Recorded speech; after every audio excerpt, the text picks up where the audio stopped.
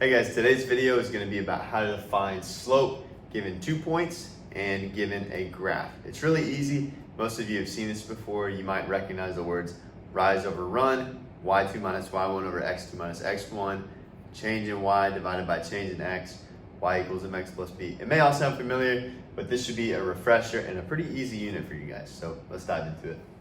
All right, guys, we're gonna start off with something pretty easy here. It's determining the slope based on these lines and the points that we're given. And you're gonna use something called rise over run to find that. I'm sure you've seen it before, but let's dive into it. Looking at number one, we're gonna start at the left point and move to the right. We're gonna do our rise first and then our run. So for our rise, it's pretty obvious that it's actually negative. We have to go down. And to get to that level, we'll go down 1, 2, 3, 4, 5. So our rise is -5. And then our run is to the right. 1, 2, 3, 4, 5, 6. So our slope will be -5 over 6. Moving on to number two. Again, we'll start with our left point and move to the right.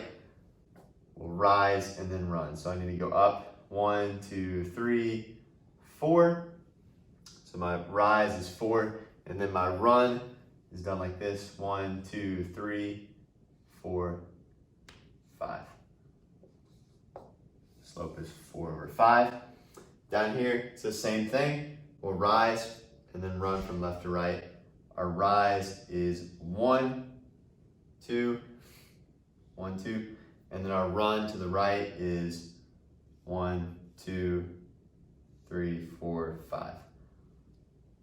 So our rise is 2, our run is 5.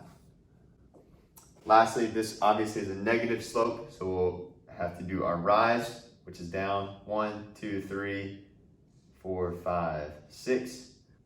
And then our run is just over 1. So because our rise is a -6, our run is 1, our slope is actually just -6. Pretty easy. So again, just map out your rise and then your run, put it into a fraction. You can leave it as a fraction or a whole number. So that was pretty easy. Sometimes you won't have a graph to look at and you'll just have numbers to work with. So here we're given 2 ordered pairs for this first example, and we have to use something called a slope formula, or y2 minus y1 over x2 minus x1. You've heard it before, to determine what the slope is given these 2 points. So we can remember this as delta y divided by delta x, or y2 minus y1 over x2 minus x1. And just like we've done this year, we know how to identify y2 and y1, x2 and x1, and we'll do the same thing here.